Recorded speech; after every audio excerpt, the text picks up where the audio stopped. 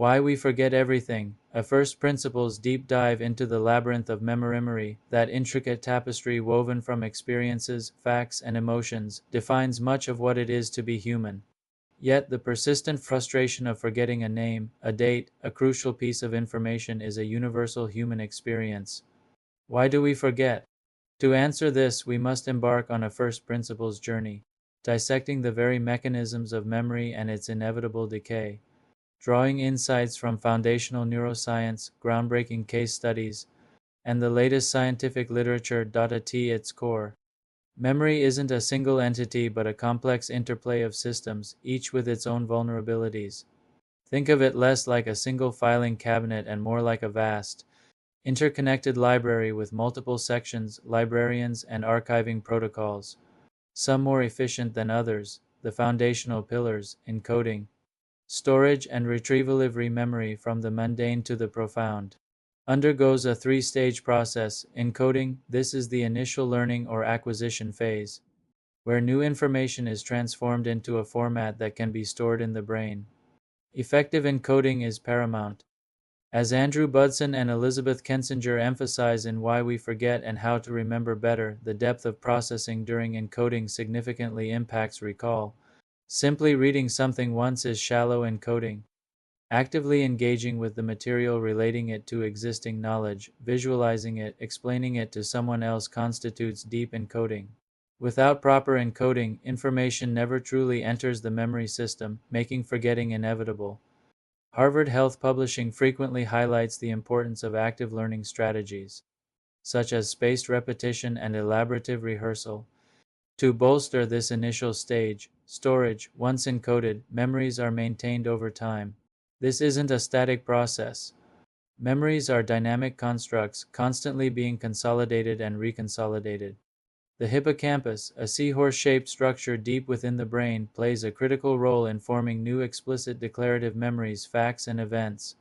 Over time, these memories are believed to be transferred from the hippocampus to various regions of the cerebral cortex for more permanent storage, a process known as systems consolidation. This intricate transfer is vulnerable to disruption, and incomplete consolidation can lead to fragile, easily forgotten memories. Retrieval: this is the act of accessing stored information. A memory might be stored perfectly, yet remain inaccessible if the retrieval cues are insufficient or if the neural pathways leading to it have weakened. Think of it like trying to find a book in a library without knowing its title, author, or even its general subject area. Daniel L. Schachter, in Searching for Memory, meticulously explores the nuances of retrieval, detailing how context, emotions, and even misleading cues can influence our ability to recall. Forgetting often isn't an erasure but a retrieval failure. The information is there, just out of reach. The mechanisms of forgetting, why our library's catalog fails. Understanding these three stages allows us to identify the primary culprits behind forgetting. Failure to encode: the never-end problem. This is perhaps the most straightforward reason we forget. If we weren't paying attention, if the information was presented too quickly, or if we weren't actively processing it, a robust memory simply couldn't form in the first place. Distraction, stress, and a lack of interest are common inhibitors of effective encoding. Decay: the fading ink, while highly debated. The decay theory suggests that memories simply fade over time if not actively revisited or reinforced. Neural connections weaken, and the physical traces of memory engrams become less potent. While modern neuroscience suggests decay isn't a simple linear process, the principle that disused pathways become less efficient holds true. Interference: the overwritten pages. This is a powerful mechanism of forgetting. Where new or old information obstructs the recall of other memories. Proactive interference: older memories interfere with the retrieval of newer ones. For example, trying to remember a new phone number but only recalling your old one. Retroactive interference: newer memories interfere with the retrieval of older ones. For example, learning a new language makes it harder to recall vocabulary from a previously learned language. The more similar the interfering information, the stronger its effect. Retrieval failure: the misplaced book. As mentioned, the memory exists, but we can't access it. This often manifests as the tip of the tongue phenomenon. It could be due to insufficient cues, a change in context from encoding to retrieval, or even emotional states, motivated forgetting: the deliberate omission. Sometimes, We actively or passively suppress memories, often those associated with trauma or pain. While not a conscious erasure, the mechanisms involved can make these memories difficult to retrieve. Amnesia and neurological damage, the damaged library wing.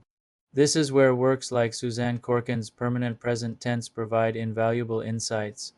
The tragic case of HDM Henry Malaysian, who underwent experimental brain surgery to treat severe epilepsy, illuminated the critical role of the hippocampus. After the surgery, HDM suffered from profound anterograde amnesia, unable to form new explicit memories. He could remember events from before his surgery but lived in a permanent present tense, unable to recall new faces, conversations, or experiences just moments after they occurred. His case, studied exhaustively, demonstrated that while the hippocampus is crucial for memory formation, it is not the site of long-term memory storage, nor is it essential for implicit memories like motor skills. HDME's ability to learn new motor tasks without conscious recall provided a stark distinction between declarative and procedural memory systems. Laura Naguire's The Memory Thief further explores the intersection of neurological insult and memory loss, particularly the devastating effects of substance abuse on brain function and consequently on memory. The link between opioid misuse and sudden amnesia in her subject highlights how external factors can profoundly disrupt the delicate machinery of memory. The brain's architects of memory, beyond the hippocampus. While the hippocampus is central, a multitude of brain regions collaborate to form and retrieve memories. Prefrontal cortex, crucial for working memory, holding information temporarily for manipulation. Executive control over memory processes and strategic retrieval. Damage here can lead to difficulties in organizing thoughts and accessing memories efficiently. Amygdala, heavily involved in emotional memories. Emotionally charged events are often remembered more vividly, a phenomenon explained by the amygdala's interaction with the hippocampus during encoding and consolidation.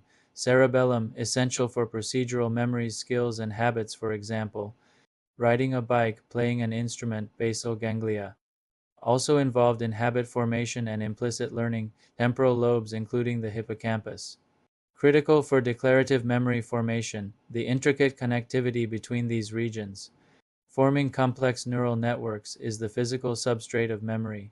When these connections are strong and frequently activated, memories are robust. When they are weak or rarely accessed, memories become vulnerable. Extraordinary memory, the Mnemonist's secret and stark contrast to forgetting. Alexander Luria's classic The Mind of a Mnemonist presents the astonishing case of Svt Shershevsky, a man with virtually limitless memory, as could recall vast arrays of numbers, words, and even complex equations years after he first encountered them. His secret lay in his profound synesthesia, a neurological condition where stimulation of one sensory or cognitive pathway leads to automatic, involuntary experiences in a second sensory or cognitive pathway. For every number, word, or sound evoked vivid visual, tactile, and even gustatory sensations. He would construct elaborate memory palaces or method of loci in his mind, placing each piece of information within a rich multi-sensory landscape. C's case, while extreme, offers a glimpse into the power of deep, multimodal encoding. By transforming abstract information into concrete, sensory experiences, he essentially built incredibly robust and redundant retrieval pathways. His difficulty, paradoxically, was forgetting. He struggled to filter out irrelevant details, leading to a cluttered mental landscape. Strategies for remembering better, re-engineering our memory systems. Budson and Kensinger, drawing on extensive research, offer practical, science-backed strategies for improving memory, many of which align with principles gleaned from the cases of HDM and S. Pay attention and focus. Better encoding. This seems obvious, but it's fundamental.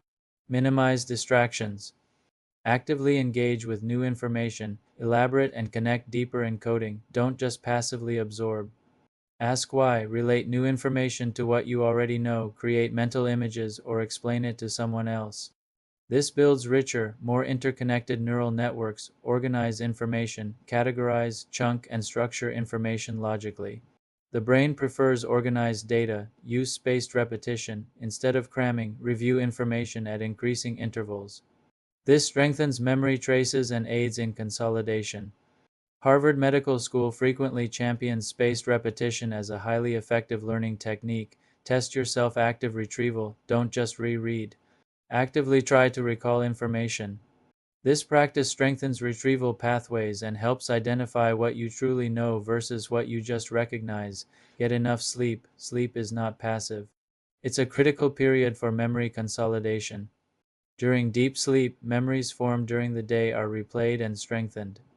Lack of sleep severely impairs memory. Maintain a healthy lifestyle, regular exercise. A balanced diet, stress reduction, and mental stimulation all contribute to brain health, which in turn supports optimal memory function. Harvard research consistently links these lifestyle factors to cognitive longevity. Use mnemonics, while few possess SE's natural abilities. Deliberate mnemonic techniques, acronyms, visual imagery.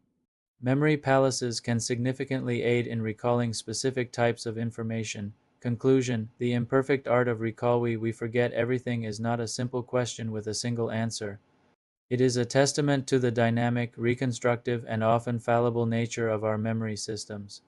From the initial failure to deeply encode information, to the inevitable decay of unused neural pathways, the interference of competing memories, and the occasional breakdown of retrieval mechanisms, forgetting is an intrinsic part of the human experience. The profound insights gained from patients like HDM have mapped the critical brain regions involved in memory formation, while the extraordinary capabilities of a mnemonist like us highlight the potential for superencoding and retrieval. Scientists like Schachter, Budson, and Kensinger continue to unravel the molecular and cellular basis of memory, offering hope for mitigating age-related memory decline and developing interventions for amnesic conditions. Ultimately, forgetting isn't always a deficit. It's also a necessary function, allowing our brains to discard irrelevant information and make space for what truly matters. By understanding the first principles of how our memory library operates, we can become more effective librarians, strategically encoding, storing, and retrieving information, thereby minimizing the frustrating instances when our mental catalog fails us. The journey to understand memory is ongoing, a continuous exploration of the most complex known object in the universe, the human brain.